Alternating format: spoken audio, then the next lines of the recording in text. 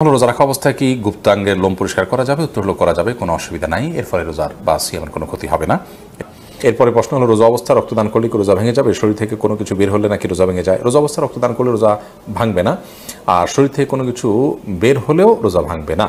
তবে রক্তদান করতে গিয়ে যেন এত বেশি রক্তদান করা না হয় বা দুর্বল শরীরে যদি রক্তদান করা হয় যার ফলে তিনি অসুস্থ হয়ে পড়ে রোজা আর কন্টিনিউ করতে না পারেন, সেই পর্যায়ে যাওয়া উচিত নয়। বাকি এক ব্যাগ রক্ত দিলেন, তিনি নিজের প্রতি নিজের আস্থা আছে যে তার বড় কোনো ক্ষতি হবে না, তাহলে তিনি এটা করতে পারেন।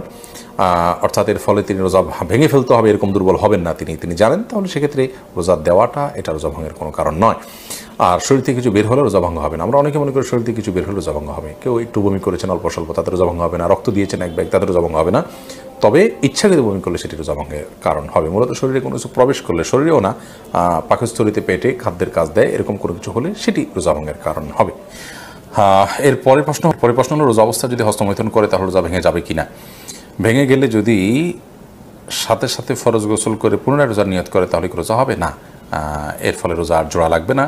হস্তমৈথুন করে বীর্যপাত যদি কেউ করে তার ফলে রোজা ভেঙে যাবে।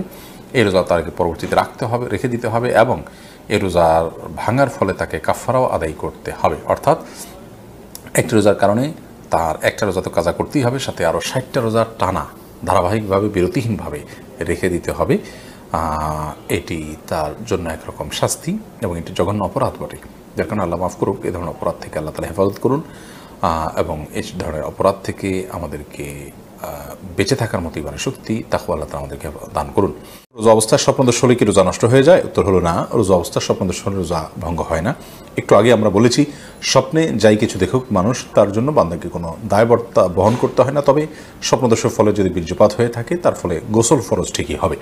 এছাড়া স্বপ্নদোষের কারণে রোজা ভঙ্গ হবে না।